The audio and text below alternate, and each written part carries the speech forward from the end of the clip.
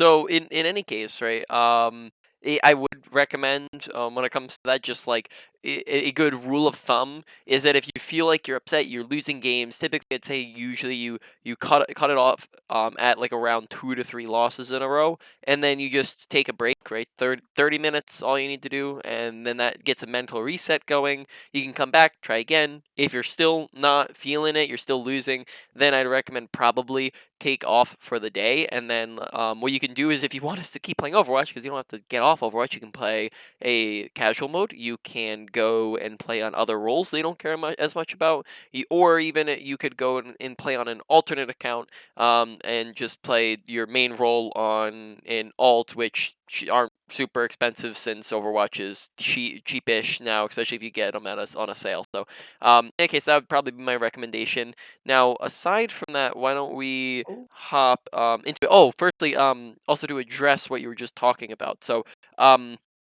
in general, I'd like to see, or like a good mindset shift to have in this game is looking to be self-sufficient.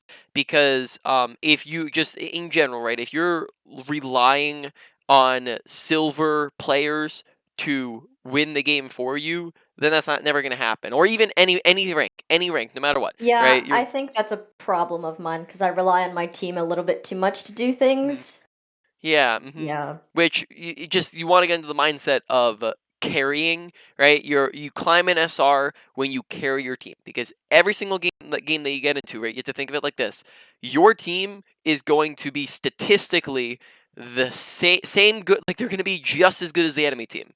So if you just coast along and don't do anything, you're pretty much going to have like a 50% win rate, right? Because your team is just as good as their team is on average. So, how you look to climb is by you having that carry potential, you having the impact to do enough to where you're doing like three people's jobs for them, right? So, just for Mhm. example, something really simple, like you were just talking about, ball was killing you over and over again.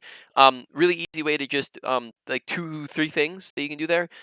One, sleep ball, right? You have your abilities. So I mean, like you could. Of course, I haven't seen your gameplay yet, so these are just very general. But you can hold on to your abilities more if you know that you're getting contested regularly, right? Just hold on to them so that you have them available and put effort into landing them. You can also make sure that you're purposefully positioning near your other support or near a health pack. You can also, and this is probably a bigger one as well, is purposefully position yourself when you know that you're getting heavily contested by flankers inside of your team, because ball is going to be incapable of shooting you if you're standing inside of your Reinhardt, right?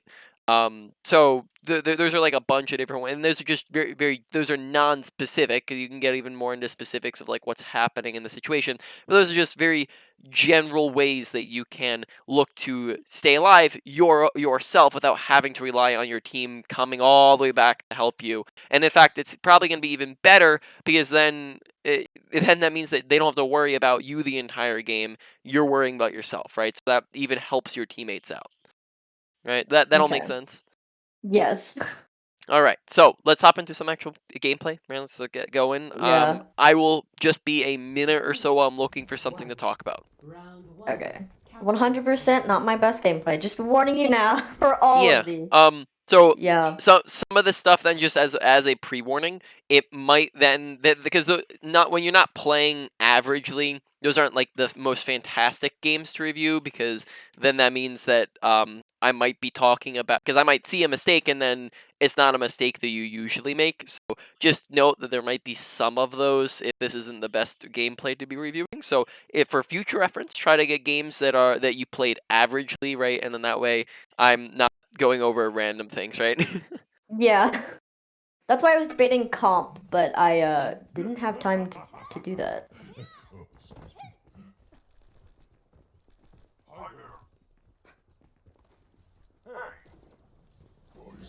So here, I wasn't fully. Get back in the fight. I didn't fully know where to position myself because my main goal in my head was to keep Monkey and Hog alive. But with the amount of like, um, uh, yeah, it's further down where he'll yeet himself into the enemy backline, and I'll be like, what do you want me to do? Okay, nice sleep. So right around here. Yeah, is that? Oh, okay. I guess that wasn't really. I just saw him leap.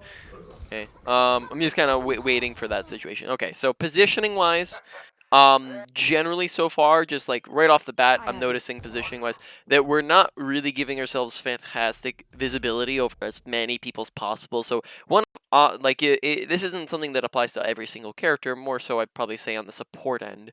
But when you're positioning as support, one of the things that you're looking to check off with your positioning is, do I have visibility, line of sight on as many teammates as possible? It doesn't have to be every single teammate because there's going to be that one teammate in their spawn, right?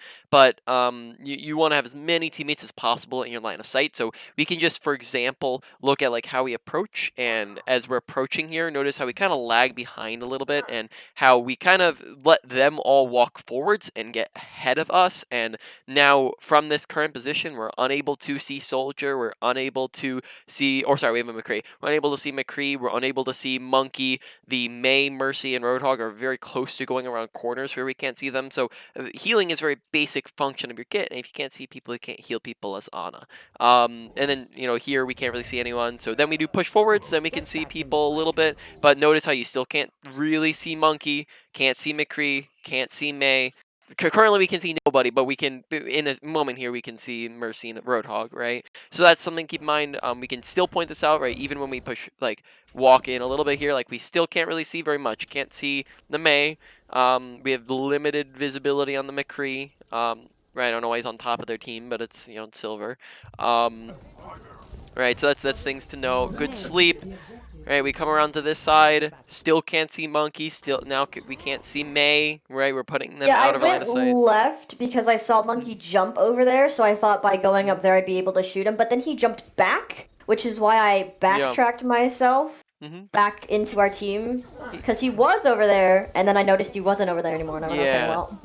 So, still noting to me that Monkey and May are out of line of sight. So just during this fight, a lot of people are out of line of sight. Now, I'm not going to just point out the mistakes without the solutions, right? Solutions, how can we put people in our line of sight? Probably one of the very easy ones is like positioning like up here or something of that sort, right? Where we can see pretty much everything, or even if we just have Yeah. this like have this right here is pretty fine positioning because we can see over here and pretty much most of point, right? This would be perfectly fine positioning to have. Over here would probably be decently fine positioning. You have a little bit more limited visibility, but you can still see most of the point if you're over on this side. But most of the time here, rather than one of those three forward or more forwards positions where we have a lot of visibility, we kind of hung on this back end, right? Where we were kind of all the way back here, and then the entire time that just means that there's something in the way, right? There's some obstacle in the way. So make sure that you're giving yourself good visibility over as many people as possible, better healing more consistently. I think the main reason why I hung back a lot is because I was, for the left side, afraid of getting one tapped by Echo, and then from the right side, afraid of him getting punched by the Doomfist. Yeah. So in general, right, you can say I could say like two things to that, right? So, in general, firstly, mindset wise, you can sit and spawn the entire game and be perfectly safe, but then accomplish absolutely nothing, right? Yeah. So say one if your focus is on 100% safety, then you end up missing out on too much value. And you can also take it the other direction and say, okay, well, if you're only purely thinking about doing things, then you could be unsafe and then end up dying over and over and again not achieve value. So when it comes to your gameplay, you want to find the nice balance of being aggressive, making sure that you're able to do things, but then also staying safe and staying alive. Those are kind of, you're trying to balance those two. Here, it looks like you're putting a little bit too much of an overemphasis on staying alive, and then therefore not being able to actually accomplish and do things. Now, for example, Echo comes and flies us. We have sleep. We have Nade. We can request healing. We can run back to our team. It's not that far away from our team, right? We can 3 seconds back to our team, something like that. And you have abilities. You can shoot at Echo. You can pay if you're worried about Echo or Doomfist. Then actively pay attention to Echo or Doomfist, right? Where are they at? Are they coming for me? Listening, watching for them, right? If Echo's across the map, then she's not a problem. If Echo is like right here and you know that she has fly, maybe you might want to back up a little bit or be ready with your sleep dart, right? Same thing with Doomfist, right? If you're coming over on this right side and you're worried about Doomfist, pay attention to him. Doomfist is not going to be able to he has a charge up time on his punch, right? He's not going to be instantly be able to get on top of you. If you're watching him, then you can see him coming, get around the corner, you're right next to your team anyways, right? They can all help you out. You have both of your abilities, right? Or even if you used one of them, you have the other. So in either case, you're able to still do things while staying alive, right? It's just, again, it's finding that balance between being careful and being safe, but then also putting yourself in a position to do things. Does that make sense? Yes, that makes sense. All right. So, I'm under attack. so continuing here.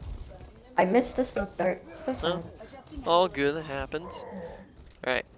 Thing I am noticing, which I will continue to monitor, is the fact that we have yet to use our Nade ability. So we will probably go over Nade Oh, usage. right. Yeah, so again, my best thing. Most of the time, I would be using it more often, but I think I don't know what was going through my head through this one, but I don't think I used it like.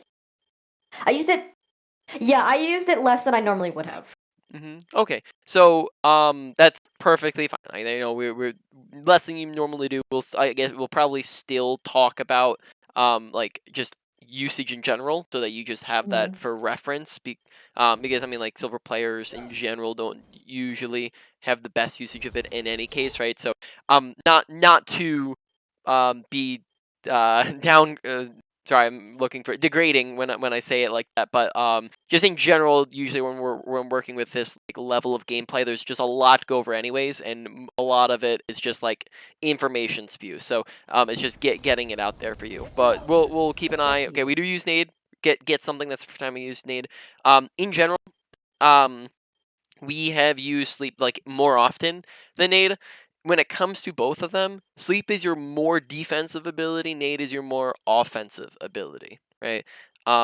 Nade, yes, is able to be used defensively, and sleep, yes, is able to be used offensively, but in most cases it works out best to where sleep is the thing that disables characters who are trying to get on top of you, or it can also be used offensively to stop abilities and ults and stuff like that. And then Nade, in a lot of cases, is going to be best used when it's going for an aggressive anti like we just went for, right?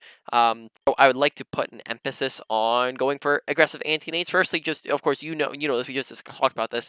Consistently, you want to look for both quality, but then also quantity, getting it out there as often as possible, which we'll go over in a moment. But we also want to make sure we're going for anti-nades, because anti-nades are really, really good, right? When you land a 5-6 man anti-nade, in a lot of cases, those can be even more powerful than like your nano boost, and that is on a cooldown.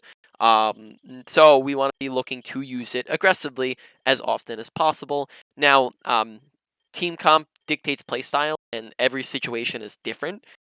In situations where they have flanky characters, then you might want to start holding on to some abilities. So it really, you kind of scale upwards with it. So if they have like one flanker, or they're not really contesting you at all, then you might not need to worry about it. You can just still use your abilities. If they start contesting you a little bit, then you might want to hold on to your sleep dart more consistently, right? Just keep it on you.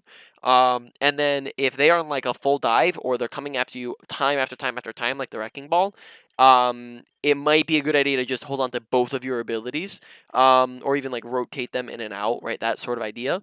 And then that way you have them for when they're on top of you, and you can stay alive while also doing things still. But if they have not a ton to contest you, then you want to be using them both again and again and again. Here against their comp, they have a Doom Echo Diva who can all come and get you. So you might want to, I would say in the situation, hold on to sleep, and then if you feel like you're being heavily contested, then you can start holding on to Nade as well. So that'll make sense. Yes, okay. Yes. Now, how to actually use them, we might discuss, but that's just kind of the mentality behind them, of just making sure you're using them aggressively. Don't mind that, but I can hit it. No, I mean all good. It's not like you can. This is a situation where like you can kind of analyze and go, okay, well we're already winning this fight very heavily. I'm near my McCree. Nobody's near me. So what is the loss out of using it? Out of trying to go for it? And it is a hard sleep. You're not. It's not. Yeah. I I'm not. tried to hit the flying nuisance out of the sky. Yeah. Didn't work. You're covered.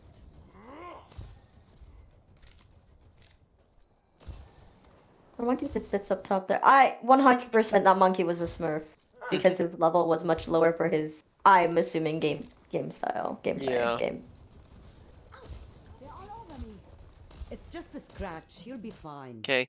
You have to also, when you're thinking about can I see my team, also consider the will I be able to see my team, right? So, like for example, you're on Monkey, right, and you're sitting with Monkey right here, but you have to be thinking, okay, well, he's a dive character. He might jump on the point. What happens when he jumps on point? Can I still see him?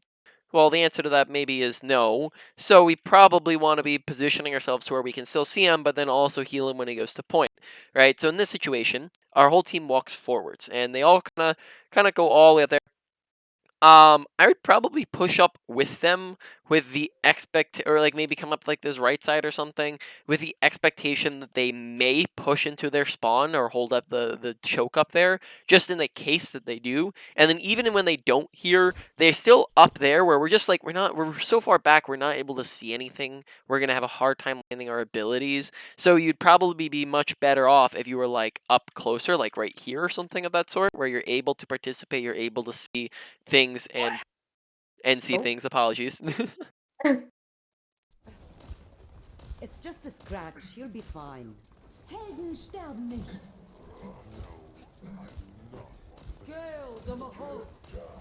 All right, so then we do try to push forwards, which is good. I saw him die and whooped. Yeah, still noting, right? 1, 2, 3 people out of line of sight, right, on our team. That's just a major thing so far, just because we're not able to see and do very much. Watch the health bar. This might be the point in which you could request healing when you're Yeah. low. Anytime you're low, requesting healing is going to get you healing faster. You also do have an option of self-nade, though it might not be necessary. So here I did. I noted to myself that I did make a mistake here because I saw McCree die to Hanzo to the right side, and instead of moving out of the way, or doing anything about it, I kind of just ignored him, which caused my death here. Yeah, so that'd be what you would call an awareness death, right? Where we're not paying attention to our environment, we're not listening. We also push away from cover is another thing to note there, where we were back here and then we push all the way up here, right? Which just that one little meter makes a difference in terms of getting behind something fast. Okay, so we do get Thank res. you, Angela.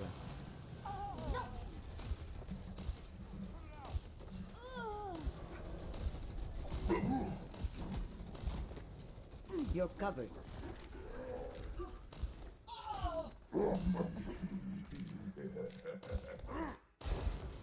أنا هاخد بالي منك. What an interesting hypothesis. All right, so this time we're much closer, which is good. It's where you want to be. Go. I'll keep you healed.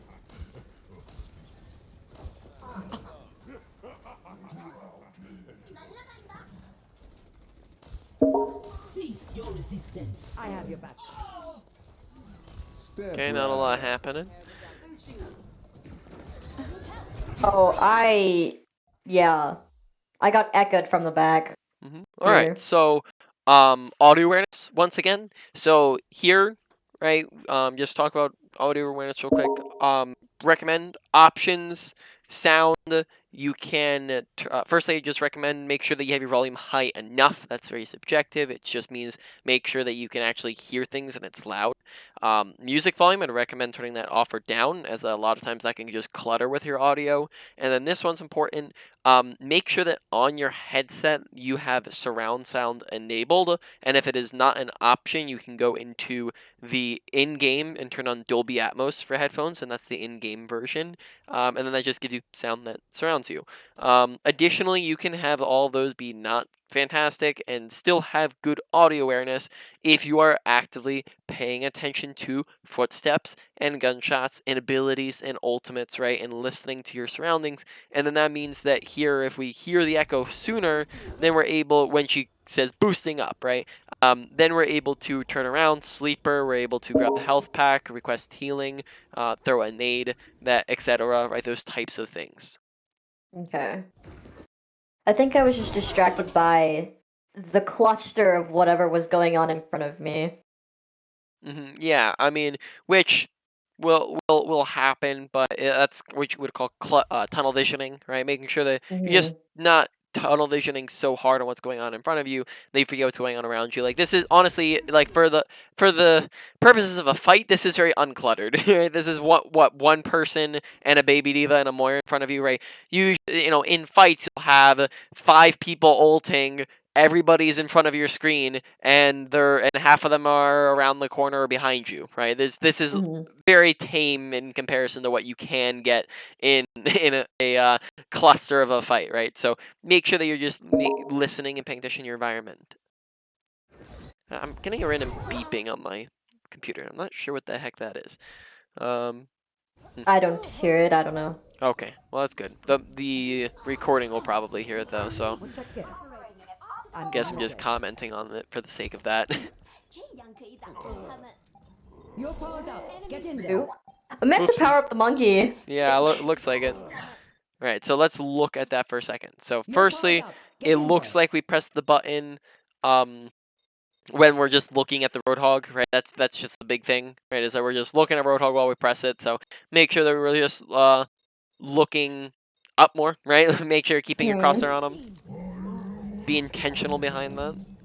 Besides that, not a bad time to nano at all when you're about to win the game or win the round. One, ready for battle. Good kitty. Good kitty. Hello there.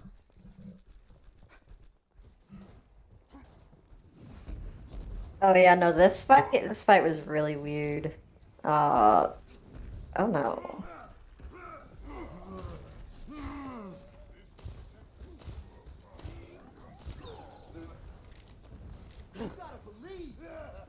I've seen. Okay, You're going right. to live. Noting once again, one person on our screen. So let's see, like, if we can up this a little bit, right? Maybe we can position somewhere like around here where we can be closer to Bastion. Now that everyone's across the map everywhere. Like that's a thing that's happening. But right, like if Monkey currently is all the way down here, I don't know what the heck he's doing all the way down there. But if he were to come back, we're gonna be faster to see him if we're closer to the fight. Hog, if he peeks around the corner, we're gonna be able to see him. We can see Farah from here and shoot at Farah because she's up in the air by herself, and we can probably get that kill decently easily. So it just opens up for more visibility if we're closer. In general, noting that we're just a little bit pulled back in these fights, so in general, not to say that we're like a mile away from the fight, but just note that for Ana, contrary to some popular belief on the character, is that even though your gun is a sniper, you yourself as a character do not play as a sniper, sitting a mile away from the fight and poking from there. In a lot of cases, primarily for two reasons. One, we already mentioned, visibility on your teammates. In a lot of cases, you're gonna lose out on visibility if you're a mile away. And then the other thing is that your abilities are gonna usually, because they're projectiles by nature are more difficult to land at a range. You're gonna have a lot harder of a time actually doing things with them when you're at a range. And these abilities, I mentioned, I guess I didn't use these words specifically before, but it kind of was on the topic of they are your carrying potential while you're in Ana. We talked about carrying potential before.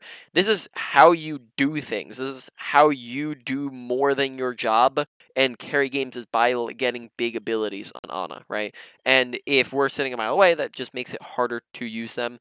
Now, sometimes it can be okay to stand a mile away. Typically, it's going to be on specific positionings on specific parts of maps. So, an example that I can think of where that would be pretty decent to be far away would be maybe like if you can think off the top of your head, third point defense of Hollywood Studios, where you just have this really long open corridor where you can see pretty much everything going on, and it just gives you more survivability if you stay further back. So there are the exceptions positioning wise, but in a lot of cases, you do not want to sit a mile away. Okay, I think my mindset was mostly all like, because I've been told multiple times, but it's like, oh, well, Anna's not supposed to be on the way in the front, and I'm like, okay, well then you want me to sit in the back? And they don't really elaborate on what I was like doing. So don't be up front, and I was like, okay. Yeah. So as elaboration, because I should have elaborated here. Anna shouldn't be in the front, as in she's not a tank, right? She should not be Right, on the yeah. front. But she doesn't want to be all the way in the back. So typically, your ranging is going to be roughly a close range to your team and you can go to a medium range from your team, and then situationally long range from your team. Then on the flip side to enemies you usually are going to be at a medium range from them, and then you can be a close range from them, and then situationally will you be a long range from them. Does that make sense? Yeah. Yep. So emphasis on close, medium to teammates, medium to close for enemies is the Okay. main thing you're looking at there. So now this is death number 3, where we just didn't Yeah. notice the Pharos on top of us. So that's, again, audio awareness. We can go more into audio awareness because we have another hour and a half. So this will probably be something that we'll discuss more on is awareness in general. But yeah, just from the moment we're noting, that's now our 3rd death when we could hear her just floating above us. We can probably, let's see, does she rocket at all? Rockets, right? We can hear her rockets. We get hit by one of her rockets. Notice that when you get damaged, it will show you from which direction you get damaged. So it will show you right above your crosshair. You will see the damage indicators coming from above, right from the top. This could also mean in front, but you see nobody's in front of you shooting at you, so we know it's coming from above, right? This pairs with your audio awareness and your visual awareness, and you'll see that you take damage in your health. And also, if you notice on the top left-hand corner, that's also, I don't know why that one's on the left side, but that also tells you the direction in which you're taking damage. So if you're paying attention to the corners as well, this is just all information that tells you, hey, we're being shot at from above. Probably I want to go. think I was definitely tunnel visioning here, trying to keep my hog alive instead of myself. Yeah. So 2 things to that, right? Firstly, you come as a priority over keeping someone alive.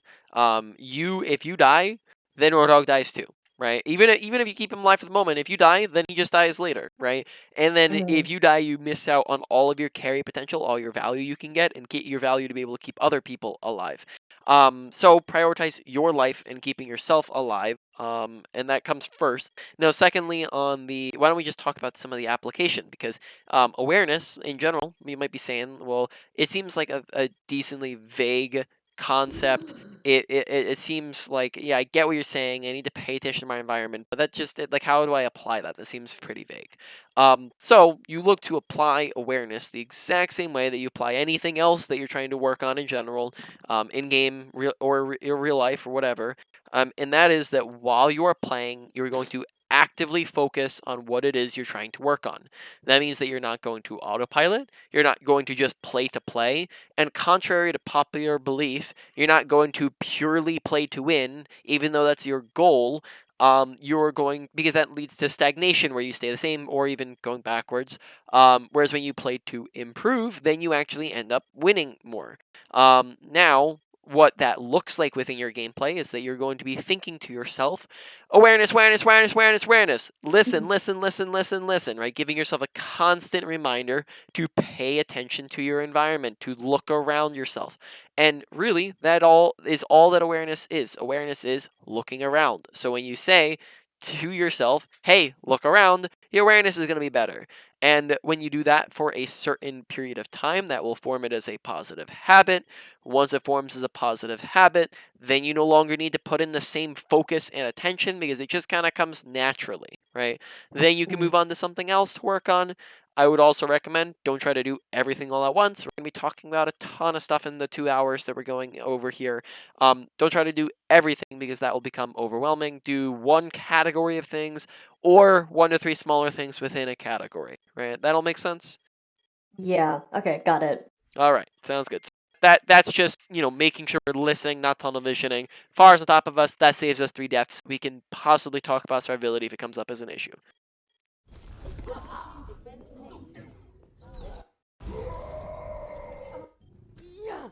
I'll be right there. The battle continues.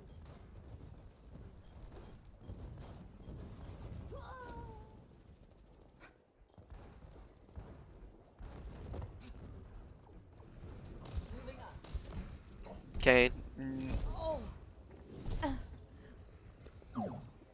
That's much better. So one other thing to note when it comes to like their team composition is that also depending on their team comp, Nade might get less value, and typically like in dives, that is going to be their most spread apart composition. Right? That's the comp where they're all over the map, and then if you're also getting dove, you're going to want Nade for yourself, but then also note that that's usually when they'll group up, is when they're on top of you, and where you're going to get the most value. If you just look for an anti-nade, they're not going to be really grouped up. Like, look at them right now, right? You get 2 people max here, but Farah's not going to be with anybody else. She's flying in the sky. Echo's not going to be with anybody. Diva's usually going to be flying around, right? So you're not going to have nearly as many nade opportunities, in which case you can hold on to it more for yourself, but then also still look to use it for the 2s if you're not being contested, or look to use it for yourself more frequently. Here, we're low health, request healing. Health pack currently is gone. If there's not a ton else to use with your nade, could just use self-healing, keep yourself alive here, make sure you have an extra 60 to work with. Watching your back. Kill 2 birds with 1 stone, right? Echo comes flying in, you just look down right now, toss a nade at the floor, heal yourself up, get her, right? That sort of idea. Watching your back. Definitely do not want to be sitting at 64 health. So when it comes to your nade, right? You typically we talked about using it aggressively, but when you do use it defensively for healing is when two factors, right? One, you or your teammates are low and in danger, not one or the other, and they're different. You can be low HP and right here and be perfectly safe, but we're also not going to be able to like get aggressive here, which is the issue. But we could, for example, we can say like, okay, I'm 1 HP, but I'm sitting my spawn. I'm safe. I'm not in danger. Might not need the nade, right? If it's just your teammate, because you can just heal them up. Or you can be full HP and have 3 people on top of you, right, and be in danger. In which case, again, nade's not going to do anything. So you want to look for both. And here in this situation, we are not currently in danger, but the issue is that we want to have health so we can go in and do things, right? So I would probably self-nade since you don't have another support near you. You could also request healing since Mercy is close to you, but that way you're I able don't to think I participate. realized Mercy was in that room at the Yeah, time. I didn't even notice that she was there either because she's not visible to us. So in which case you probably just want to self nade so you can get back in, get better visibility, be able to participate more freely. Thank you. Ich kümmere mich. Yeah, I didn't realize she was there until she started healing me. Yeah. And then here, I was kind of standing in front of her and hoped to protect her from things while she was rezzing Bastion. Good. That was a good heal nade on the monkey because he was in danger and was low HP. Low HP usually does have an impact on danger level, but is not always indicative. Clearing the area. Taking damage. Nice shot. Mother knows. Probably self heal. Toss a nade at the floor. I think we did that with the nano as well. Make sure we're like getting the timing right because on nano we did it. We kind of pressed it before we're aiming. Here we press it and then look down after we press the button, right? So make sure we're looking down and then pressing the button, right? Kind of in that if we're doing in that reverse order on accident. Yeah. Okay. Make sure we're paying attention to the environment. Even if we're dying there, there's just not a reason to be using nano because the fight's not going on, and we only have 3 people there anyways. We don't want to be getting super aggressive, and what is he gonna do? What, kill 1 person, right? So make sure you're paying attention to just kind of the flow of the fight. Who's alive, who's dead is really the main thing there. You're just making sure we're paying attention to that so we're not wasting nano boost. That is something we can maybe go more in depth on, but I don't think that's a clear-cut example. Oh, that's a good time to be shooting at the Farah, but I wouldn't be look at her, shoot at her, and then we unscope. Note that's gonna delay your next shot if you're unscope, right? If you're getting out of your scope. So there's no reason to get out of it like that. Okay. But that's very minor, not like a big thing, unless it's consistent. All right. So we're gonna talk about scoping in general in Ana because I noticed a couple times where you're doing it a bit wrong. So, when should you be doing what? Because on Ana you have three different Never types stop of fighting for scoping. what You you have believe in. unscope, you have scope or hard scope, and then you have quick scope. Right. Um, all three, right? Roughly, it's going to be around like a split of 45 unscoped, 45% unscoped, 45% scoped, and then 10% quick scope, something along those lines. That's not exact. It's going to differ from game to game, and situation to situation. But that's just roughly your split.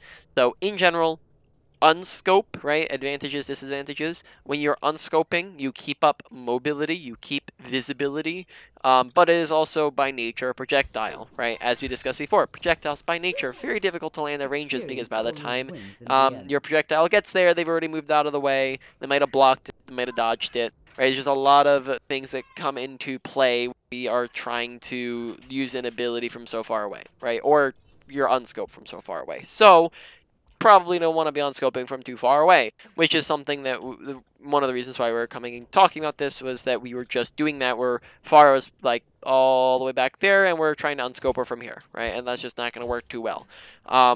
Scope, right? Scope, you have a lowered movement speed, which, lowered movement speed, lowered visibility, but it's also movement speed is going to be more precision at aim. Zoom it in means more precision at range.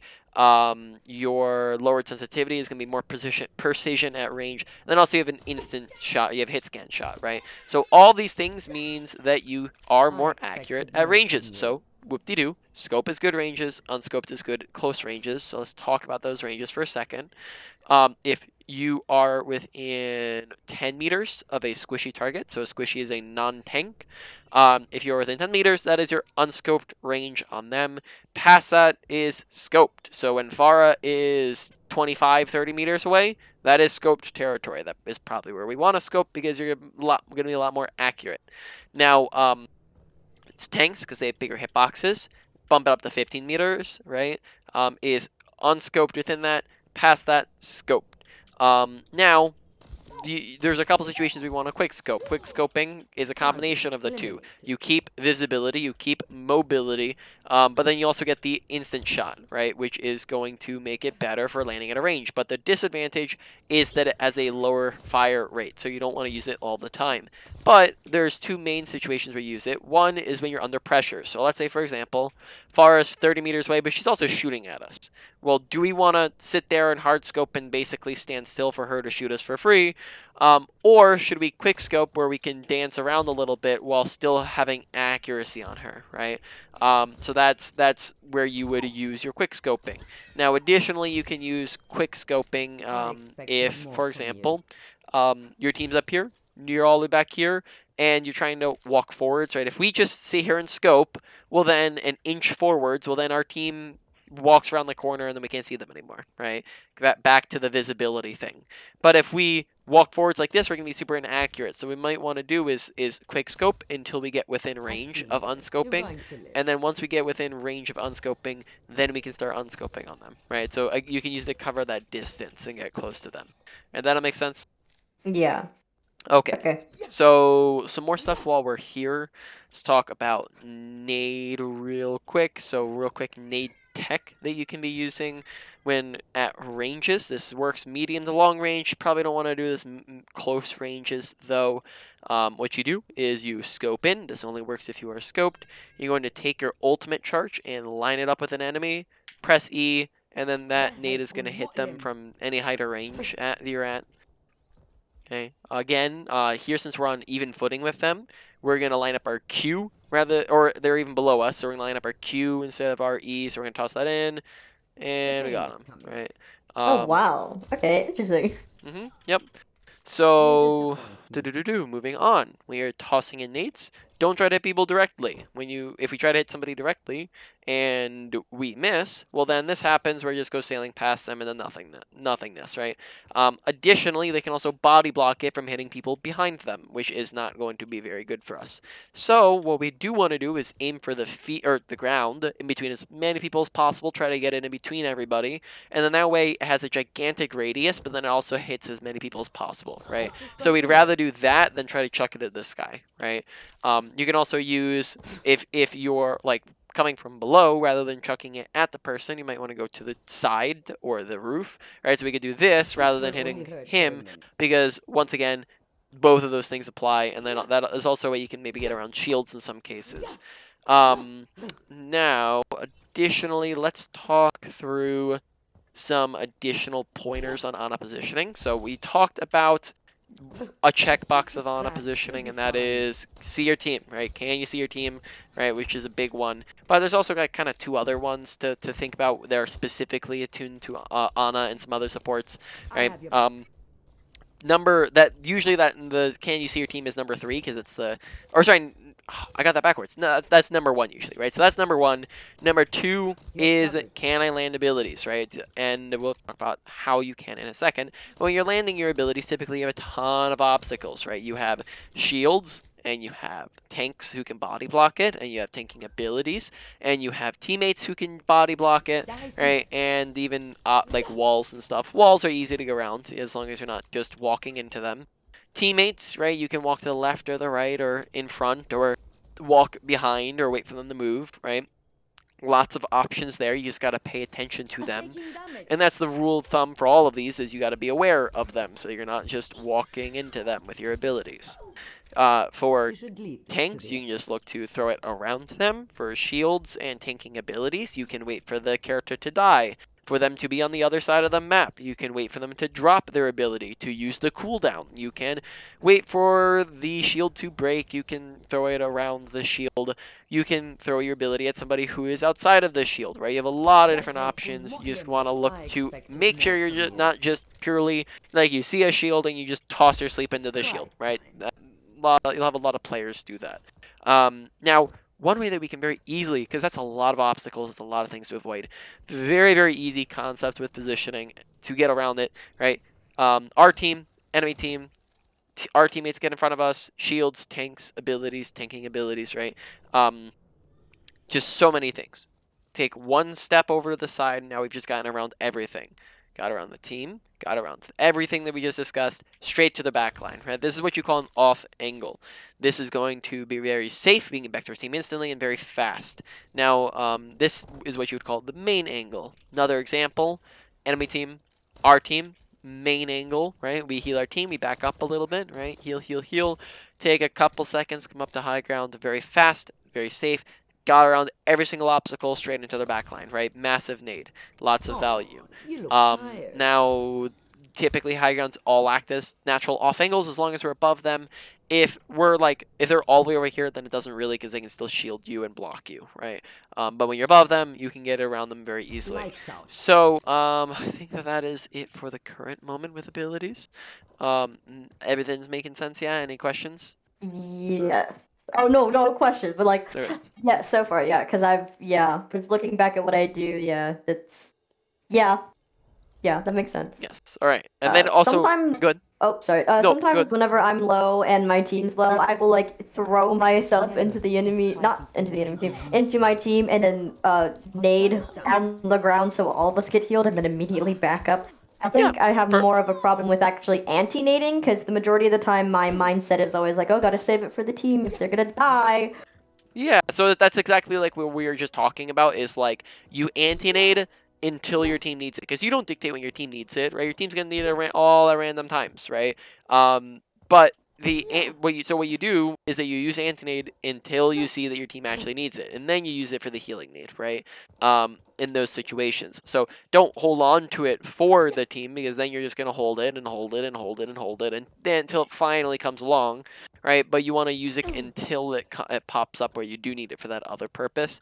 Additionally, you should hopefully be near your team already, and that is perfectly fine to be using it on you and your team. That's in fact a good idea to run into your team, use it in the backup, right?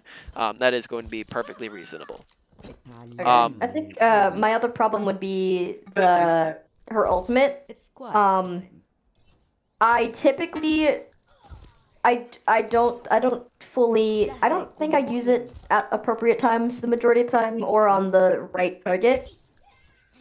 Okay. Yeah, that's what it. Yeah, so we can. So far, I've only seen Once. once. One of them was like at the end of the game, right? Or right when we already won. Because I didn't Yeah. think they really needed it Yes, beforehand, yes. so I was like just holding on to Yeah. it to like, oh, maybe they'll come touch the point and I can nano them and then they'll win or something. That's why I'm not even commenting on it, right? Because that's not a big deal whatsoever. And then the other one we already discussed and not a big thing. But we still have another hour. We'll see if it comes up. If it doesn't come up, then I'll hopefully remember, but also just maybe comment on it, and then we can definitely like cover something near the end. Now, one last thing, positioning wise, is just when you basically it's just making sure the enemy team can't see you if they don't need to see you, right? If we're healing up our team, right, which this one you've done a good job of so far, you do decent at using cover, but if there's no reason for them to see you, don't let them, right? Why would you stand here and heal your team and you could stand here and heal your team, right? And then that way they can't see you, and then if you need to nade, boom, nade, right? But then with our gameplay, sometimes it's more like this, right? Yeah. That sort of thing, right? And we just want to make sure we're in the, being able to participate a little bit more. All right. Okay. Yeah, okay. Got it. Bit too far away. Mm-hmm. Now arriving at Ilios. Ready for battle. Ready for battle. This will help. Watching your back. Well, with it. So like here, I might like be looking to toss in a nade somewhere around there when Monkey's booping around the Rissa. Oh, I think this is where. Oh wait, we're past this point. We know yeah, Monkey. Yeah, okay. Forgot about that. So we know Monkey there. We'll watch some more of those. This is where I was talking about, like, we're unscoping from really far away, and that just makes our shots hard to hit. Not impossible because he killed her, but harder. We're missing more. Okay. Oh. Go ahead. Yeah, he moved out of the way, and I was like, no. Yeah, I mean that's also just an example, like where he's not in danger or low. So like just heal him up. No reason to use nade, and then that way we have it. Also range, how difficult it is to use nade at range, right? So kind of emphasizing 2 points there. All right.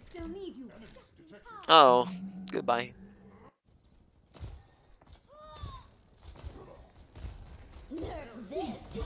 Okay. Once again, maybe where we can just be tossing in a nade from here, right? Because they're all grouped up over there. That's his. If we tossed in a nade right before Hanzo died, right there, was 3 people grouped up right on top of each other, right? Where we can be scoping it up, tossing a nade. Free 3K, nice kill. Oh, Far's right above us. We're like, huh? So I was like looking for help. Teammates. Yep, you're good. I was just making fun of you. All right. Watch this again, right on the hog. Right, look.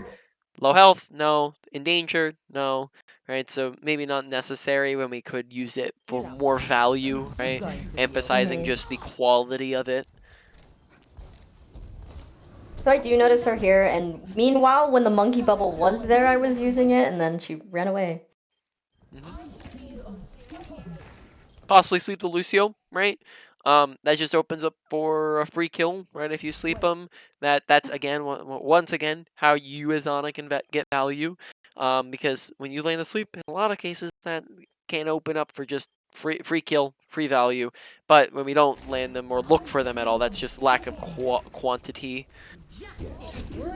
Okay, once again, audio awareness, and also just watching for her if we know that she's going to be contesting us frequently. So just paying attention to the fact that they have a Pharah, and she might be looking for us, and we just heard her to the side of us a second ago. And that sort of thing. Once again, scoping at that range. Oh. At least I'd rather see you going for it than holding on to it, but, right, still missed it.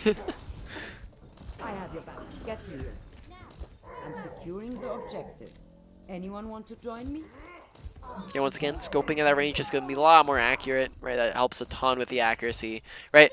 We missed 10 shots on the Lucio, and then we scope in, look at the Reaper, hit him first try, right? Just that sort of idea. Yeah. Oopsies. Right, shot, hit, right? Like, we just hit like 4 different shots there, and then, like I said, we just missed all the shots on Lucio. That's not because you're terrible at aiming, it's just because we're aiming wrong, right? Alright, here, let's analyze, right? Concept, don't ult in between fights, right? So you don't want to ult when you've won the fight, because then it's overkill, doesn't accomplish anything. Don't want to ult when you've lost the fight, because then it's not going to change anything, you're still going to lose. This right here, it's not right after you've won or right after you've lost. This is more so in the like in-between fights where they're just regrouping. This is not the time to be using your ultimate, because now you're going to what? You're going to get 1 kill, because there's only Orisa and then he's not going to be able to do anything else with it, so he's not going to be able to kill anything. And then does that kill really matter when Orisa's going to respawn and they're still going to come in as 5 players and for this last fight, right? Wouldn't it be better to have your Nano going into the actual fight where the stakes are higher and you want to win the fight versus just stagger somebody for a little bit when Orisa's probably going to die here anyways, right? Orisa probably dies without the Nano boost, right? So pay attention to what's happening with the fight, like when the fight is beginning. Typically the fight's like just references for how the fight's going. The fight's not starting if everybody's dead or if it's only one person, right? If their whole team's on top of you, then the fight starts, right? Typically reference for when the fight begins is just like when are people grouped up and on top of each other, right? Now those lines are going to be a lot more blurred at lower ranks because people don't come in all at once and they kind of stagger in, but that's still good for you. That's a good thing that they stagger in, right? That's what you want, for them to be coming into you over and over again without a team. It's just not where you want to be using your ultimate. Okay. Besides that, that's a perfectly fine target for you to be ulting. Monkey is perfectly reasonable to be ulting, just not the timing for it. Let's get you back in the fight. Okay, I like that we're pushing up here, right? We're kind of sticking with our team. We look at the Pharah, if not like slightly delayed, because we want to be like already watching for her. Not like, it's better to be proactive and know where she is before she's shooting at us, rather than reacting after she shot at us, right? Now, obviously, that's not going to happen all the time, but that's part of if you look at the team comp, right? And if you press tab, I'd recommend press tab at least once in between every single fight of the game and check what they're running at the very start of each game, because team comp matters. Team comp affects how you play. Or we've already discussed a few things like positioning with your team when they're on dive and using your abilities, like holding on to them when they're on dive, right? Paying attention to certain characters when they're on flankers, right? If they're on a Pharah and she's been contesting you continuously, then you probably want to be actively watching the skies and the left and the right and the flanks, right?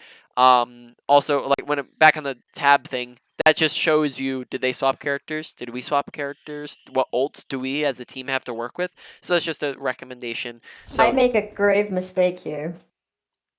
No, yeah. So I don't kill her here, and I die for it, because I think in my head I don't know. My brain was waiting for the, what is it called? The nade that I just used, or for someone else to come back, but probably could have murdered her instead. You would not be able to finish her off with your melee, so you would need to have landed another shot. I think that is reasonable as long as you're just watching for the Hanzo, because you might have wanted to grab a teammate to come over and help you out, right? So like requesting healing, pressing group up with me, saying it in chat, type of deal, to get some team support. Besides that, yeah, I mean, like, you just have to hit the second shot. It's just paying attention, just purely awareness.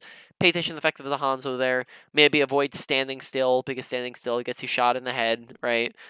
Which is kind of what we did there. So avoid standing perfectly still, because that's what we do, right? And then we get shot.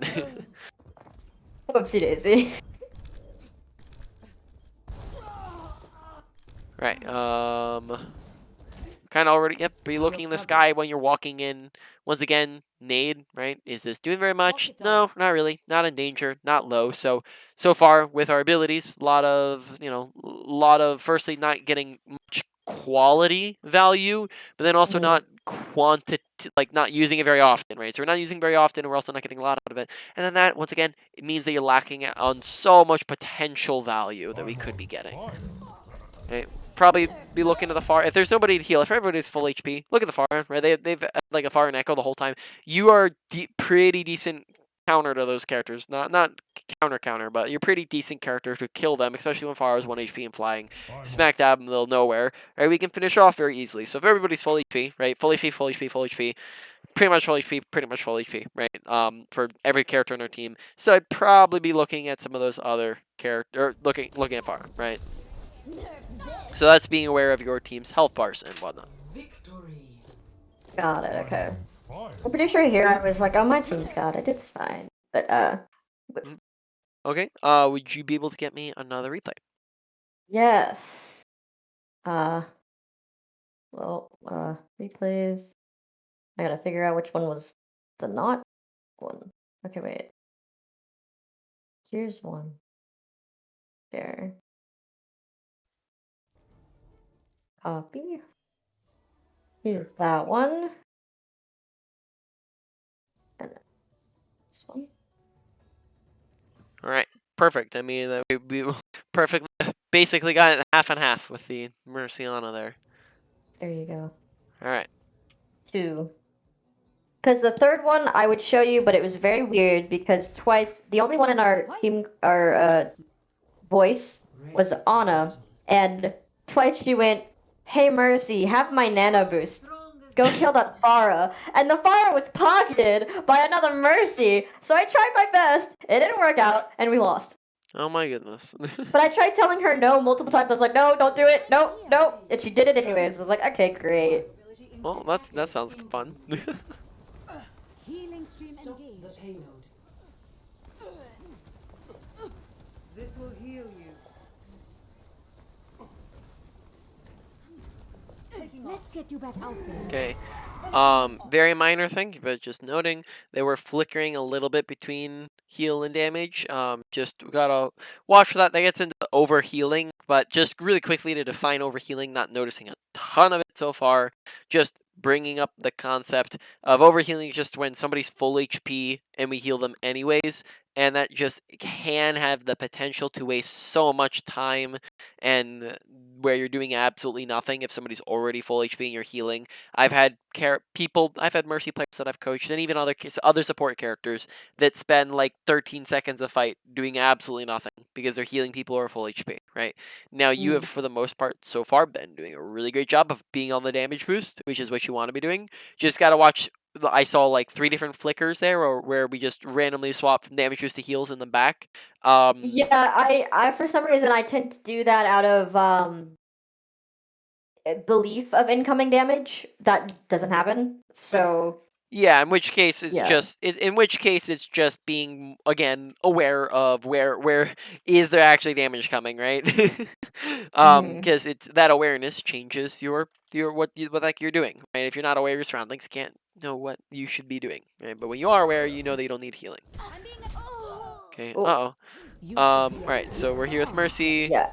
I We're with watched my death here to see what happened, and from McCree's point of view, I realized that I was a very easy shot here. Because yeah, awareness wise, I fully focused on Echo, and then didn't comprehend that the enemy team was already very, very close to me. Yeah. So let's take that one step further. You say that you realize you're a very easy shot. What made you an easy shot? I glided down very slowly. Very slowly. Firstly, one point of note, right, is when there's a hit scan that can shoot you for free, don't kind of just float there, right? That's one thing. Yeah. I would say there's another major thing currently that makes this a very easy shot to hit. Can you maybe look to spot it? You can even see it on your death currently. Your death character.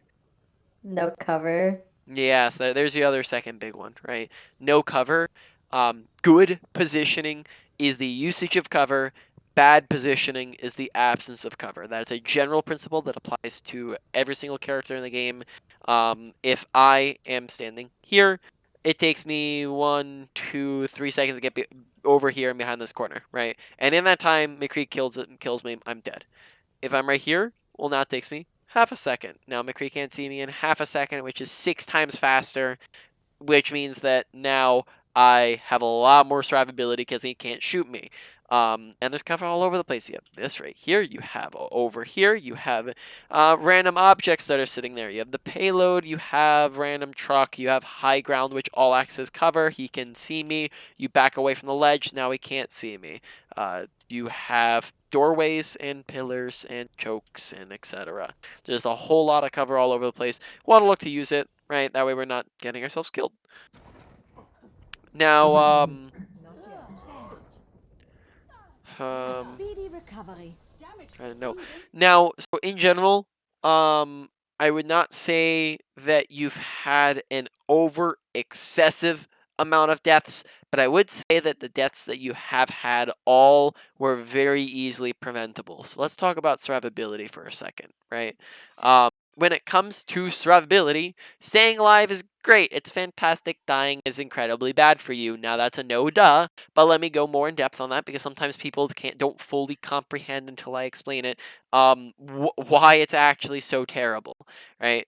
When you die, you spend not only 10 seconds of time respawning, but then also 10 seconds of time walking back to the fight, roughly. Now, that really adds up over the course of a game, right? So if we, again, I don't think you're dying like a ton, but let's say it's a I don't know, 9-minute game, right? In this game, and we die 7 times, right? Something along those lines, right? If we die 7 times, that is going to be 2 minutes and 20 seconds where we are non-existent, doing absolutely nothing, which is the time we could be taking to get like around 2 ultimates, right? And getting a ton of reses off and a ton of healing and damage boosting, right? It's just time that we could be doing a lot with, right? And additionally, you also have to know that's not just time where we're non-existent. It's time where we're actively putting our team at a disadvantage, where we are actively losing our team in the fight because now they're down us, right? So it's not just a negative or not just a neutral. It is a inherent negative as well as a neutral, right? So we probably don't want to die now. Additionally, as another point, when you die first, it's typically a lot worse than when you're dying near the last, right? Because if you're dying first, second, or third, typically that means that you are causing the fight to be lost or at a big disadvantage. That's your impact on losing. If you're like fourth, fifth, or sixth, in a lot of cases, the fight could already have been lost in that situation. In which case, it might not even be a bad thing for you to die. It might even be a good thing so that you don't stagger yourself, right? So pay attention to that, and then how can you look to stop it, right? In general, pay attention to why are you dying. There's 4 main reasons why people die: lack of awareness, poor positioning, over-aggression, kind of running into their team, and then a misuse of abilities, such as like if we didn't use our Nade as Ana, right, to self-heal, or we missed our sleep, or we just didn't use it, or we didn't fly away on Mercy, right, that sort of thing. Now, in general, it's important to identify which one shows up consistently so that we can look to fix it. What was the last one we just talked about out of those 4? The positioning. Yeah, positioning. What has been the main one that seems to have been repeating itself throughout the whole session? Positioning. No, I'd probably say it was a different one.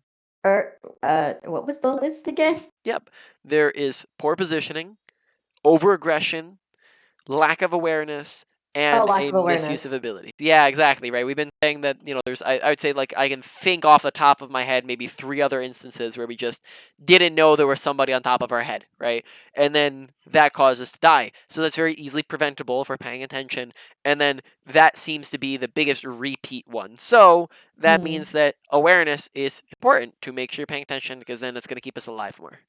I think I just have a problem with hard tunnel visioning the majority of the time. Yeah. I'm here. So it's just so that's still awareness, right? Like our tunnel visioning essentially is another way that you could say you have a lack of awareness, right? I'd say it's a cause of a lack of awareness, right? Because when you focus on, like, let's say you are only looking at your echo here, then you're lacking awareness in the entirety of everybody else and everything else, in which case you might not even notice that this is a lost fight, right? Yeah, And so later I do notice it, and I don't follow her in there because I knew she was going to die, so I kind of just let her. yeah, Um, I was just using that as an example. You're fine here. Yep. Yeah, so that was just an example to say, like, that's a type of thing that could happen if you are tunnel visioning. So yeah, looking to focus on awareness and opening yourself up more to your surroundings is kind of the opposite of the tunnel visioning. Executing flight maneuver. Beacon in place. Quite the boost. All right. I like it. You seem to have a good grasp on your pocket target, or I like to call it your so default target. there I hear McCree, but when I jump down I see a hog, so I freak out. Let's go back a second here. I See. hear him, which is why I jump down. Then Uh-huh. I see a hog, which makes me freak out, go back up. Then I see him back, and I jump back down. But by that time, Echo died, so I just go back. Yeah, so in that case, I mean, you have comms to maybe call the Echo that McCree's behind you. If it's a 2v1, then you have a decent chance of killing him, right? So just communication could be something there. Additionally, like maybe flying to your team rather than flying back up. I mean, I know it's kind of like a panic thing in that case, but flying to your team can get you away from the danger rather than flying back to your Echo. Is that there? Uh-oh. Cover Yeah, usage. yeah, I, yeah. I was so close. Yeah. Almost there. This will heal you. I do learn my lesson later down the line, though. Kind of. That's good. Somewhat. I need to recharge. Okay, not incredibly massive, but notice that we're kind of staring at the floor. This is going to cause us two issues. Firstly, note that to look up and adjust and heal somebody, we have to actually look up, travel more space, delay time before we can swap over to Roadhog, because you have to go down to up to look at him. Then additionally, that's also going to lower our visibility, as like if we come out here and we're kind of walking around and we're looking down here, well, now we can't see the high ground, right? So look up at body level so you can see stuff, especially on a characters who, like Ana, who actually needs to aim. That's even more important. And then on characters that can headshot, that's even more important that you aim at head level. Okay. Surrender to my will. Because you can notice how you're just looking down there, right, even right here, right?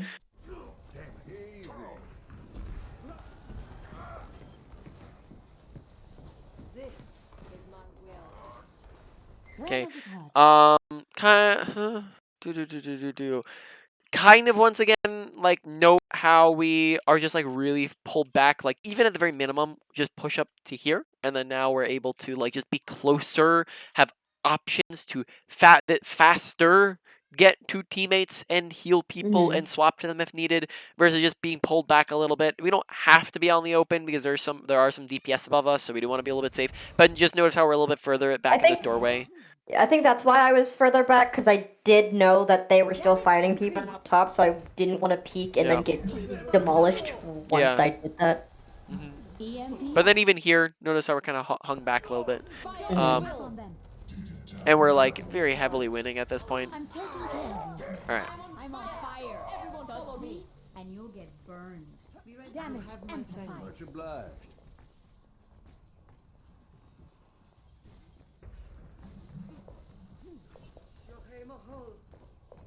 You should be at peak.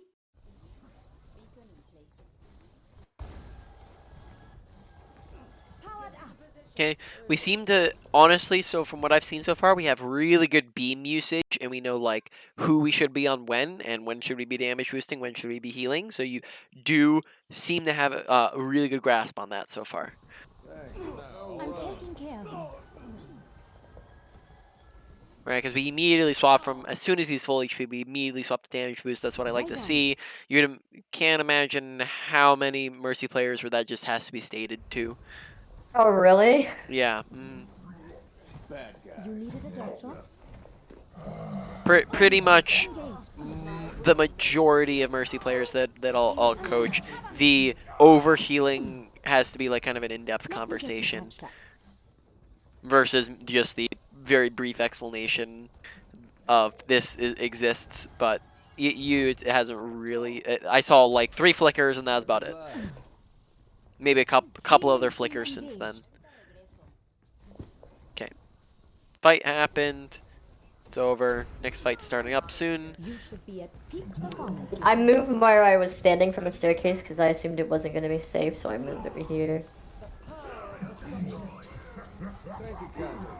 Where was so assumption wise? So what was unsafe about the stairway? Standing over here. Well, beforehand I got shot by Anna multiple times, or once. She missed the majority of them, but she hit me at least once. So I was like, maybe not. The team was also pushing up, so I was assuming Hog. I don't know. I don't fully remember what happened, but I do know that they were pushing up. I think around this time. So it was like if they got to that point, could get hooked, and then murdered. Note that so here, right? How much visibility do you have on your team from up here? None. None. Okay. Except for McCree. Yeah, except for McCree. If we needed to heal somebody, we can't, right? It would be really slow, the delay. Now, if we come over to here, well, now this is still really far away. Can Hog hook us from here? Probably not. No, yeah, this is out of his range. From here we have cover, right? Instantly, boop, can't see me. But that means also, instantly, boop, I can see my team beam instantaneously, right? And then we can also still see McCree, right? So this would probably be much better positioning because you can instantly pretty much get to anybody. Or even better, this might even be better to be up here and just like do something like this, where, okay, Hog's out of my line of sight, but now I can heal my team up, and then if they come out up top there, we can back up, right? That sort of idea. Okay. But in general, when it comes to Mercy, you want to be firstly, same thing as Ana, see your team. Secondly, position yourself to where you can, as soon as possible, heal as many people as possible. Have your beam on as many people as possible. Same thing as Ana. Ana's Mercy, right?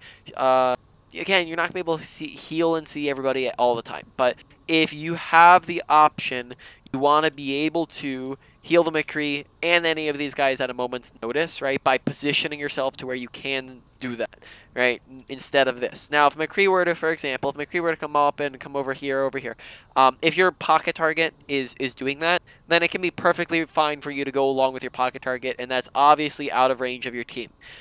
That's fine. But if you have the option, take the option to position yourself in between as many people as possible. That's going to be better positioning for yourself. You should be at peak performance levels. Okay, let's see. How do we use our ultimate here? Okay, so notice how like we're... Say that again? Ultimate usage. Don't stop now. What about ultimate usage? I don't always know when the pop Mercy's ult. Yeah, so we can definitely talk about that. I was going to see like if we do use it here, and then I will explain after we do use it. So I will put a pin in that for the moment. We will definitely bring that up. Here we don't see Hog, so we can't heal Hog. We can't keep Hog alive. We also don't seem to be checking to see if we're able to like maybe go for a res at all. Like doesn't. Oh, I was trying to check for that, but I saw their Ana, who I assumed was, if I tried, was sleep dart me. And then the Rhine below. So I was gonna go for it, but I assumed making sure my other teammates were able to kill them first was the better option. Okay, so we were looking, which is fine. I was maybe under the impression that we weren't really looking at all to like even see, but looking back on that now, I can see that you're looking through the ground there, right? Just at the body. So you saw Ana. Okay. So let's talk about 2 different things. So firstly, let's discuss. We're gonna get into ultimate usage in one moment, right? But first, the topic needs to come of making sure that you because I think that I've seen this is a good example of one of them, but I'd say in the past I've seen a couple other tiny examples that maybe it's not super clear on when a fight is won or lost or when things are happening. So this is how to tell that.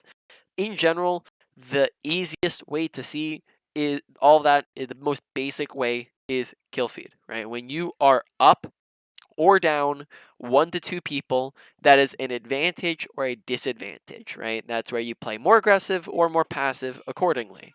When you are up or down 2 to 3 people, that is where you've won the fight or lost the fight. When you've won the fight, you get extra aggressive. When you've lost the fight, that is where you look to get out if you can, and then if you cannot, you let them kill you. And then again, as we stated before, you do not use ultimates in won or lost fights because it's not gonna be needed in either or. Now, here currently, this is a lost fight, right? Notice that it's a 1, 2, 3, 4, 5 versus a 1, 2, 3. But you might be thinking, well, didn't you just say it's 1 to 2 and then 2 to 3? Well, we're only down 2 here. How do you tell, right? Because 2 is kind of the middleman. 2 is usually the middleman because there's a lot of other factors that also go into whether or not you're winning or losing a fight, right? And that is going to be things like which team has better positioning, which team has more ultimates, more abilities, which team has closer spawns, which team has more health, right, etc. There's a lot of other things that go into this. So how that works is we can be down 2 players here, but if their entire team is 1 HP, that is maybe still winnable, right? Because we have a massive advantage that also goes in our favor. But if we're down 3 people and we have, or sorry, 2 people and we have no additional advantage, such as here where we are down 3 people, okay, everyone's the same health, both teams are using the same amount of ults, both teams are using 2 support ults, they even have more ultimates available than us currently. Spawns are about equal away, right? There's no advantage there. We don't really have superior positioning at them as of the moment, right? So we do not seem to have any particular massive advantage on their side. In which case, this is most likely a lost fight, or at the very minimum, a very heavy disadvantage. Which you should also be hesitant to use your ultimate in a big disadvantage. So in this situation, probably don't want to be ulting now. When should we be using our ultimate, right? So we said the don'ts, right? Don't use your ultimate between fights. Don't use it when you've won or lost a fight. Also, don't use your ultimate before the fight's begun, right? Because if the fight hasn't started yet, then it's not going to do as much, right? But you should be looking to use your ultimate usually at the very beginning of a fight. So when a fight starts, you can use your ultimate. It's also not too shabby whatsoever to use it in the middle of a fight. It gets a little bit iffy near the end of a fight, but it'll depend on the situation when you use it at the end of the fight. Like, is it actually needed to win the fight, etc. But typically, your best usage that you look to aim for is at the beginning of fights, and typically ults that are used first get more value than ults that are used second. So that means that if we have Valk and they have Valk, right? They come in, they use Valk first. Well, now they damage boost to everybody, and they get a kill or 2 on your team. And we Valk second, and now we have less people to heal and less people to damage boost. And our Valk just inherently gets less value, and that applies to the majority of ultimates. Not all of them. It applies to the majority of ultimates, and it's a general rule of thumb. Once again, it's situational. Maybe they don't get very much value with Valk. That will happen. But it's in general, it will generally get more value. So that means that you want to look to ult first, not second, so that you can get that value first.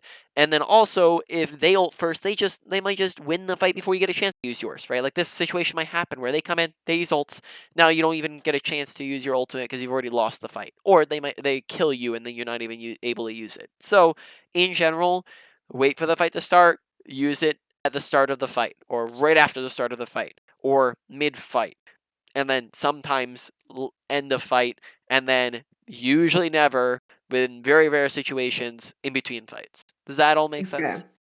Yeah. All right, good. So here, let's do. So prediction is that we probably, I would say, I'd put like 75%, 80% chance that they win this fight. Still a chance that we win, but is it worth using our ultimate for a 20% chance of victory versus saving it for the next fight and having a 55% chance of victory, right? Yeah. So here's when I kind of realized that, uh-oh, that's not good, and so I go to try to find a place to not die. Alright, so we even used, notice that we even used Sombra ult long after, like I'd say, like even when the fight was, I guess, worse off, you can also call it out to your team as well. I'm not sure how much you communicate. You mentioned being in voice chat earlier, but I'm not sure if that's something you do a lot. Don't feel like this is a requirement. This one out of everything is like one of the more up to you things. If you desire to talk in team chat, this can be a very helpful call out that you can do very consistently. Do not expect, don't get upset, don't have the expectation that if you say, and you should be saying this where you go, no assaults, one fought late words, my bad. Where you say no assaults, fight lost, right? We're down 2 people, we're down 3 people, right? Don't use ultimates. You repeat it multiple times, get the main points across. The 3 main points are no ults, fight lost, and then you can give the explanation to make it easier for them to understand. Down 2 people, right? If you do that consistently, then not only does that allow you to pay attention to it more, it also means that every single time you and your team will be less likely, and that's the key there, less likely, not never, less likely to use your ultimates on a consistent basis for every single one of your games, right? Which is going to save your ultimate as well as Moira's ultimate as well as Sombra's ultimate, right? So that saves 3 Yeah. ultimates. I don't think I realized she used her ultimate here. Did she? Yes, Wait. Sombra just Yeah. ulted. EMP activated, right there. Yeah, I don't think I noticed she did that.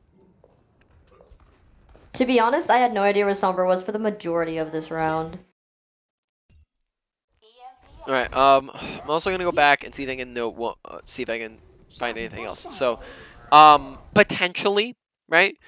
Know that back here when Hog gets killed, we could try to go for a Valk res, right? So if you Valk, note the Valk is a lot of times going to give you a lot more. It's going to give you a lot greater of an ability to get away with res, right? You're able to go for riskier reses because you have a lot more mobility. So Ana can't sleep you as easily if you're like kind of dancing around it, right? You can also maybe swing and use this as cover. If Reiner turns around and looks at you, which he probably won't because he's, he might not react fast enough. Your team's shooting at him, etc. Then you can just move out of the way, right? You have also increased self-healing, right? So speed, self-healing, mobility, right? All make it much easier for you to be able to go for the res. So additionally, noting that we haven't yet to use res, now, I have not seen a ton of fantastic situations to use it, and being dead in the first fight didn't help. But I will note that we have yet to use it, so we'll keep our eye on it, noting that once again, res is basically your carry value on Mercy. It's how you get a ton of value in carry, because it's just such a tremendous ability that if we never use it, abilities and ultimates that aren't used do nothing in Jack Squat, right? They kill your McCree here. We Valk probably don't want to go for that res because it's on top of their team, but maybe we can when they all push past it, right? So notice that they all walk past the body. So now if we were to swoop in, we could maybe catch them off guard. Now Hog's still a little bit close to it. I'd maybe wait for him to use his hook and then go for it. But note that you have the entire duration of his respawn. So you have another like 4 seconds to go for it here, right? So here he just used hook, right? So now Hog just used hook. If we were to swoop in, we might be able to get away with it. Does McCree have flashbang? He does not have flashbang because he used it. So if we're just paying attention to environment, we might be able to go for it. That'd be still pretty risky. But if you've already lost the fight, it might be worth it, right? To go for a risky play, because then the risky play might pay off, right? That's a possibility. No, I like it, but not a massive mistake. That, like, by no means am I saying like you did a big screw up there. It's just maybe possibly could have gone for 2 different reses there. Okay, better off running away. Lost fight, get out. Yep, that's what you should be doing. All right, just to check, since we're coming up near the end of the session, were there any concepts that you wanted to, like, that kind of came to mind that we kind of rolled over and didn't go over, right? That I said I would talk about? That I remember? No. I think you've gone over the majority of the thing. Okay, and then do you have any questions about anything? Not yet. Okay, keep thinking about it so that you can ask about it. Most of it makes sense, and I can see it by just your explanation and watching again. Glad to hear. That's the aim. that it would stink if that was not the case. Mercy in Bereitschaftsdienst. Alright, Damage increased. alright, so Moira, we were kind of checking that she need us. No. Right now we're a little bit split.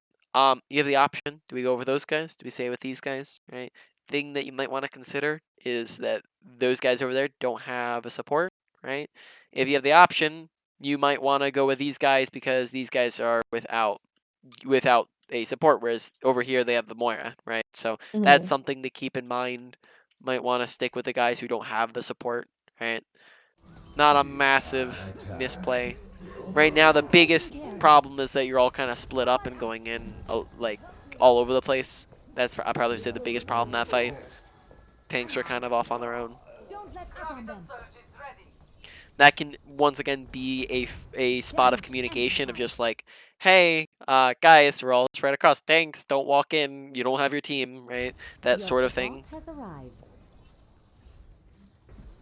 The power of destruction. If you're being sneaky, might recommend taking the beam off of him, and then that will give them one less visual as well as audible, because it gives off a little bit of a humming sound, right? So I just might not a massive thing. I might take the beam off of him so he can be sneaky, because he's looking to do that, right? Also, we kind of stop paying attention to him, right? So we kind of look around. So if you see that he looks like he's about to go in and do something, might want to put your attention on him, right? This is maybe again like you can kind of put the connect the dots. If you press tab and you notice that he has his ultimate and he's hiding up on the high ground behind them, right? Connect the dots there and go, okay, maybe he's probably looking for his ult, right? And then in that case, might want to pay attention to him and stick with him so that we can pocket him during his ultimate, because we look away right as he's doing it, right? Whoopsie daisy. Damn it. Do.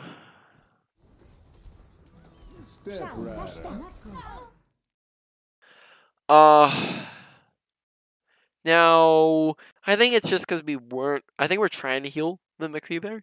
I think it's just because we I weren't was trying aiming to at heal the him. McCree there. Yeah, it was just what makes sure you're looking at him. But why don't we talk about it anyways? Like I kind of wanted to bring it up, but like I don't like this situation. Both times you were just not looking at the person. But in general, this in case you haven't, because most players haven't looked at this. Even players have played it for years. So don't feel bad if you don't know what this is. Have you adjusted your beam sensitivity at all? Slightly, I think. Slightly. 'Cause Okay. I've watched like a video of recommended things. Well, they're like, well, no, it changes for everybody, like depending on what you say. But I did try to lessen my like target beam, so if they were in a group, it would be easier for me to hard lock on one person. All right, you're doing great, man. Like I said, that I've no Mercy players who play exclusively Mercy, who have like been playing the game since release and just didn't know that was a feature.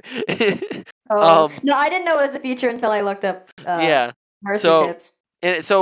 do you know what you currently have it on? I can check. Yeah.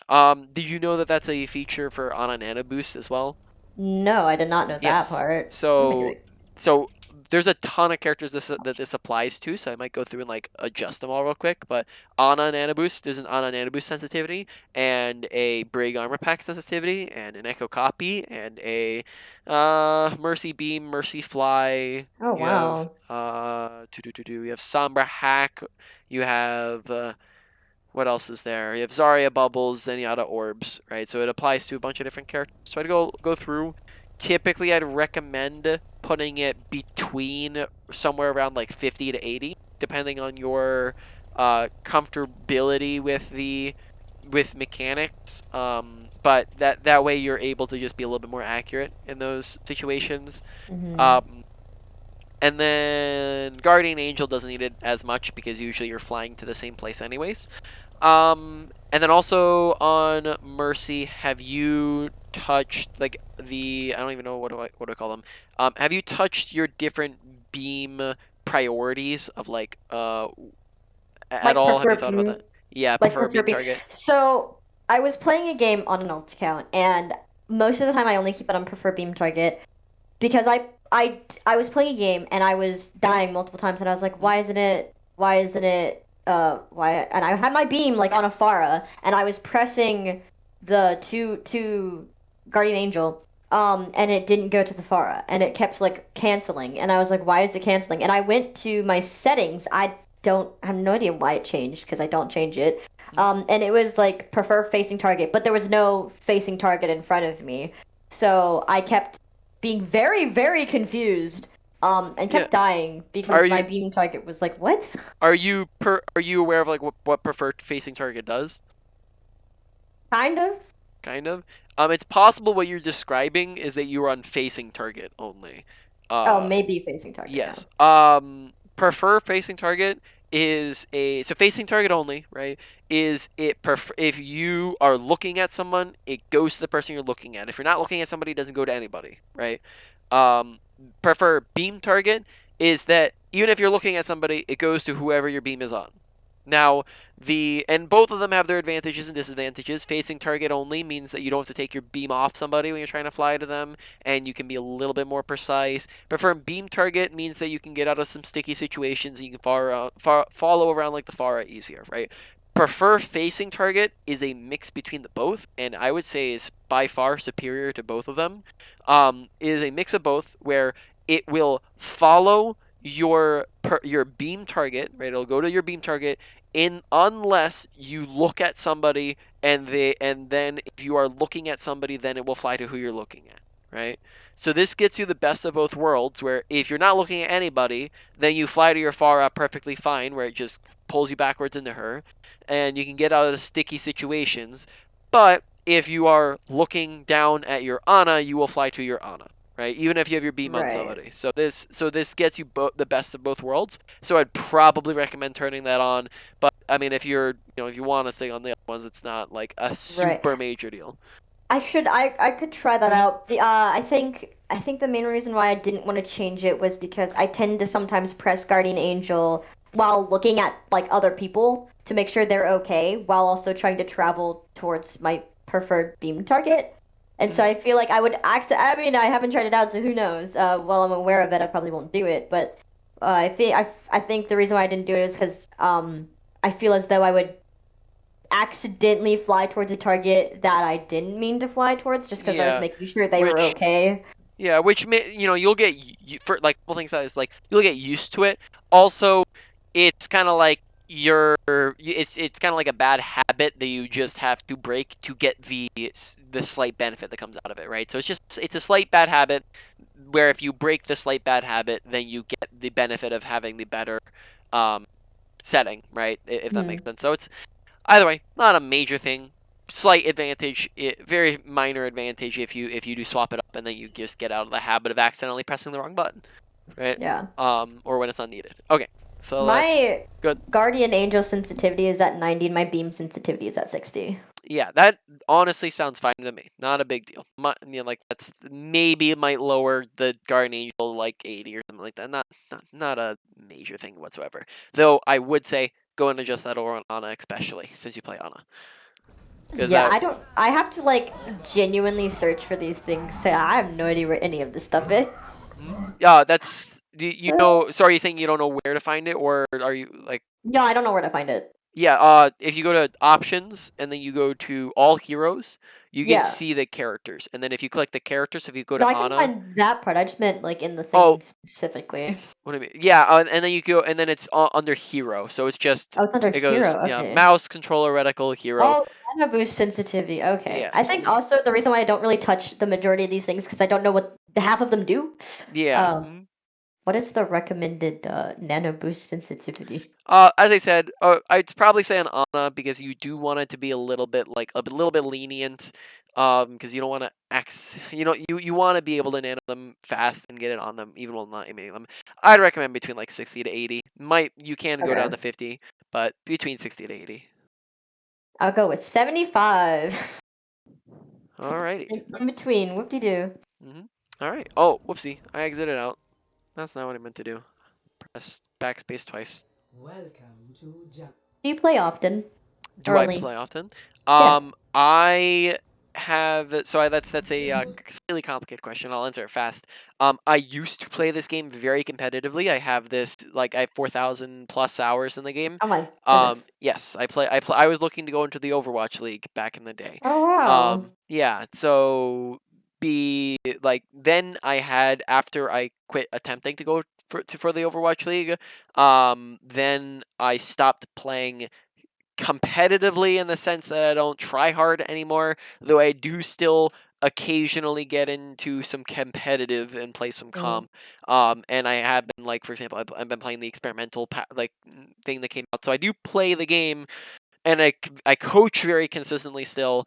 I just don't play competitively. So like my playtime is now maybe a couple times a week. Sometimes I'll take off for a week or two, and then I'll come back Okay. and Yeah, try that it makes out. sense. Yeah, so it's a lot more casual now, is what I would say. Mhm.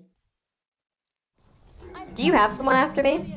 Let me see. I do not currently have anybody after you. No. Oh, cool. No, wait, no, that sounds not cool. I mean, but yeah, I help. Oh, you're good. One thing that I just had a brain fart about.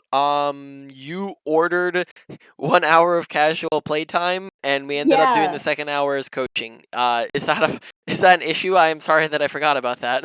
Oh no, that's fine. I was gonna bring it up, but like, which is why I was gonna ask afterwards if you just casually play with any of the people you coached before. Yes, I have. Typically, like how I do approach that is that I'm usually more willing to go to do it if I have spent a lot of sessions with the person, because then it's like, okay, well, we know each other, we kind of developed the relationship a little bit more, versus like, I just, no offense meant, but like I do a lot of coaching, so I come across, like 10 different people a week. So if I if I play with all 10 different people a week, then it's just a lot. But then if somebody comes back consistently, then it's more like, okay, well, I know this person, right? And I've coached them Alright, a yeah, bunch so of that makes times. sense. So if I were to like Um, just DM you one day and be like, hey, wanna play some Overwatch? yeah. If I am on and I am just playing casually, feel free to DM me, and I would be like, if I'm not doing anything in particular, then I'd be fine to join you up. I mean, like, I wouldn't have no issue. Like I said, I've been playing the experimental mode, so like if you just see me, I'd be down. How would I I, know that you're just playing yes. casually though? You can DM me. I You can just, I ask. just Yeah, you asked just you, ask. yeah. Yeah. Yeah. So I mean, like if you see me in experimental, then I'm definitely playing casually. If you see me in comp, then that might be where I'm like more meh on it. Yeah. Yeah. So I would probably have no issue with it. If you want, I can like friend you right now, just so you can have at least this account. Yay. Do you, One oh my moment. god, this account? How many accounts do you have? I have 3 accounts. I have this Oh, account, which okay. is my account that I play with lower ranked friends on. So this is like a very high plat to diamond account, so I can play with other friends. Whereas I have a Tabugi 2, which is my alt account, which is kind of my main account now, and then my main account, which I just haven't touched since I dropped the game competitively. Yeah, okay, got it. Yeah, I have my thing on BattleNet set as offline for the majority of the time because there's some Okay. people on here that I'd rather not talk to, but you know. All good. Just like I said, message me if you're interested. Not not guaranteeing the answer to be yes, but yeah, I'm like, yeah, I mean, like, feel free to ask. I would not be opposed to it. Nice. I need more Overwatch friends. All right. So 13 minutes left. Let's see. So we can probably do a little bit longer, and then for the last little bit, we are going to do a review, go over the main points, and then wrap up the session. I'm on fire. Okay. Where does it hurt? My ultimate is ready. Thanks. Put it on my tab. You should be at Get into peak position. performance levels. Not ready. This is Damage amplified. All right. Let's get you back out there. Fine, fine. Nothing's going on.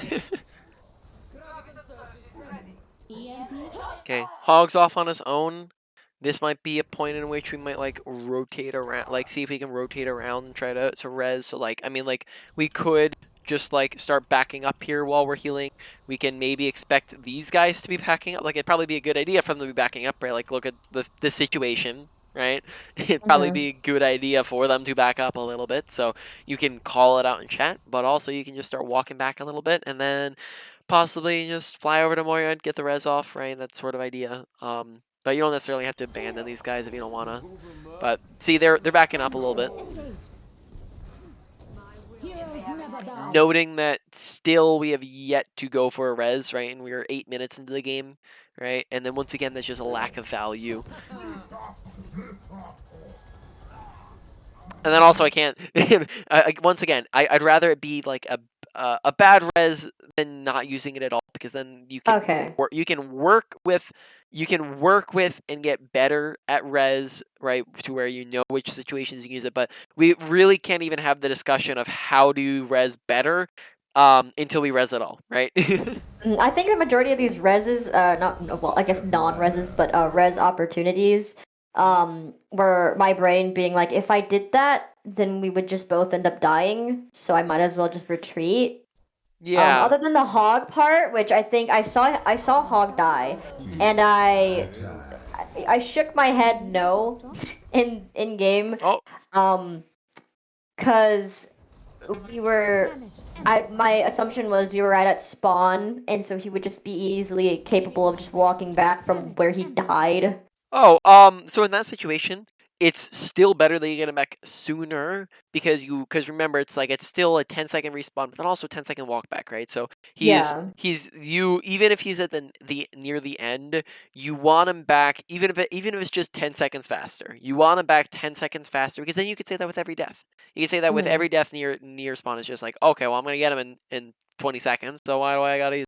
Well, that's the point, because you want to get him back sooner. Now, there are exceptions to that. Like for example, if we've already won the fight, well then, your spawn's close, well, you might not need it because he can just respawn, and you don't want to waste it for when you might need it during the next fight, right? Because it's a long cooldown, right? That's an example. But if the fight's going on, then you want them back, right? You want to have the person here. That was we first res, we did it, we got value. Good job. Yeah, I resed here because I was like, I'm safe. My whole team's here. No worries. All right, so now we are going to exit out here. We're going to do a review, wrap up, and then go over those or main points, and then wrap up after that. So, let's see. We were on Ana. We were also on Mercy. Oh snap! I have to do both of them. Forgot. I should have given myself a little bit more time, so we'll rush through it. Mercy ability usage, right? Make sure that we are actually resing, right? Look for see, can I do it? Know that you can be a little bit more risky if you have your ultimate, and then that's pretty much it. Just make sure look and use it. If you're not using it, you're not getting any value. Now, what I don't want to see happen is that you take it in the complete opposite direction and you start sprinting into every single dead body you see and then dying over and over again, right? That would not be very good, right? So be careful about it, right? It's finding that balance. Look to go for them, but make sure you're not sprinting into death. We can in the future, right? Future sessions, like we can always go over, like once you do start using reses, how to use them better, right? Glide, not a lot of issues. I don't think we talked about it very much. Then, so overall with that, it's a big deal if we don't use it, right? But it's also, it wasn't like there were 10 different situations that you could have used it. So overall, it's a medium priority for you to work on.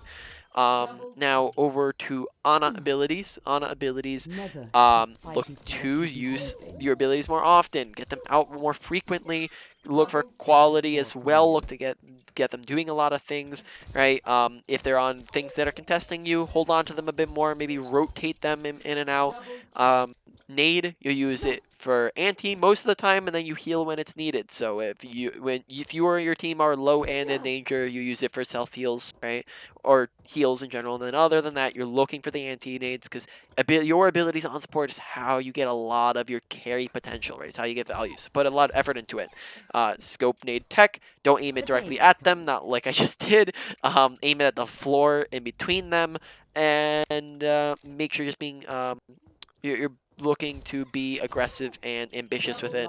Off angles, which we'll discuss when we get to positioning for abilities, and think about all the obstacles that can get around it. Overall, ability usage on Ana was like a medium high. Right now, over to ultimate usage on Ana. Ult usage on Ana. We didn't see a ton of ult usage, but I would imagine it's very similar to just how it was on Mercy. So in general, from what I saw, fine targets might not be in general, but like from what I saw, targets were fine. A lot of the timing. It's just don't use ult in won or lost fights. Don't use ultimates in don't use ultimates in between fights or before the fight starts. Use them as the fight is starting or mid fight or some situations late fight, right? And then just remember the ults that are used first generally get more value than ults that are used second. That applies to Mercy and Ana. Overall, probably like a lower end of medium for both of those characters, right? Moving on, mechanics on Ana, Mercy of beam usage in contrast. Mechanics on Ana, make sure that we're scoping the right situations, right? So 10 meters is unscope on squishies, past that is scoped. 15 on tanks, unscoped, past that is scoped, and then quick scoping when we're under pressure, as well as when we're pushing from far away. Then besides that, make sure. I guess you're just putting some effort into it. I don't think that there's a ton else with mechanics that we discussed. Unless I'm forgetting something, I don't think we discussed a ton more on mechanics. Therefore, on Ana, probably like a low to medium priority. Then over on Mercy, beam usage is kind of differs a little bit. Beam usage is actually really good. You knew who you were supposed to be on and when you were supposed to be on who. So I think that honestly you're really good on that end. Trying to think if there's anything. I don't think that there's anything that I can think off the top of my head. So overall, I would say good enough to where I wouldn't even consider it a category for the current moment. Note that all of these are a snapshot in time of your current gameplay. At any point in the future where you get better, they might resurface as a category because now you're at a higher rank and there is a higher standard now, and people force mistakes out of you more, and you get more advanced. So if we might come, 3 months from now, we might come back and beam usage could be your highest thing on Mercy. Not likely, but I mean, like it could. I'm just trying to demonstrate like how it will fluctuate and resurface. But for the current moment, non-issue, right? Not even something you got to think about. So moving on, positioning. Make sure that you can vary on Mercy, that you have easy access to at any moment, get to any teammate, right? Or as many teammates as possible, right? Position to where you're in the middle of them. And then very similarly on Ana, right? Check off all your different boxes of can I see my team, right? On Mercy and Ana, that was an issue where like a lot of times like we didn't have line of sight on them, right? You didn't know where the heck they were. So make sure you can see your team. Number 2 is can I land abilities, right? Off angle, so you can land your nades. Mercy, not a non-issue. No, you don't have abilities to off angle with, right? But for Ana, you want to be off angling, take ability, take high grounds, right? Also, third thing, don't let them see you. This applies to Mercy too, right? Don't let them see you if you're just flat up healing. No reason to, right? And then besides that, cover usage, right? Just make sure you use a cover. That one wasn't terrible, but just good positioning usage of cover, bad positioning, absence of cover. Sai took high ground, so that was good. Probably like a medium priority, right? Mercy maybe slightly lower than Ana, right? Mercy maybe like low to medium priority. Ana, medium, solid medium, right? Then finally, we have awareness, paying attention to what is your health bar like, right? Requesting healing, looking to heal yourself, right? Grabbing health packs, paying attention to what the heck is happening in the fight. Where's my team at? Where's their team at? Looking around you, keeping your ears open, audio awareness. Paying attention to what's happening in kill feed, right? 1 to 2 is an advantage or disadvantage. 2 to 3, won or lost fight, right? One lost fight, no ultimates in those, right? One fight, get super aggro. Lost fight, get out or let them kill you, right? Then also a bunch of other things that go into it, right? Pay attention to just close response, positioning, health bars, right? It was more health, which team has more abilities, more ultimates, right? Just all those things as well. Tab, right? Press tab in between every single fight. Pay attention. Team comp. Team comp dictates your play style, right? Overall, just a lot of odds and ends things. So paying attention to what's going on around you. Overall, as you probably noted, I just said a lot of things. Therefore, this one's up a little bit higher, right? It's medium high-ish, right, on both characters, where it's just pay attention to your surroundings so you know how to make decisions well, right? And then also that fed into some survivability stuff that we talked about. I don't think survivability was enough to give it its own category, but just make sure you're staying alive as well, right? Dying is bad. Overall, but then order real quick. This differs between Mercy and Ana, so I'm going to say them separately. On Ana, you are... Oh, apologies. So on Ana, your list is probably going to be... 1 is going to be your... I'm trying to think. Probably awareness, then your ability usage, then 3 is going to be your positioning, 4 is going to be your mechanics, and then 5 is going to be your ultimate usage. And then over to What was Mercy. number 2? Number 2 was the ability usage. Okay. On to Mercy. Mercy, you have 1 as your awareness, 2 as your probably ability usage, 3 is going to be your ult usage, 4 your positioning, and then that's it. All right. Okay. Any questions about anything? No. Other than Okay. questions Good. like personally for you, but like, just Okay. like how often you coach? Pretty frequently. Slightly less so because I'm in college now. So I Oh, same. oh, coolio. Wait, do you mind if I ask how old you are? Yeah, I currently am 19, 20 next month. What? I'm 1 year younger than you. Oh my god, I thought you were like 20 something. Oh my Oh. gosh. Well, I'm glad to hear that. I mean, I'll take that as a good thing. Yeah. Yes, it's a good thing. I compliments. Thank you very much. So yeah. Where you had questions about me? I don't know. Yeah. I mean, like, Oh feel no, free to those ask were those. the Yeah. those were the main Main ones, questions. yeah. Would you be willing to play with people outside? How often you coach? And then yeah. Yeah. All right. So besides that, I'm just gonna stop recording there.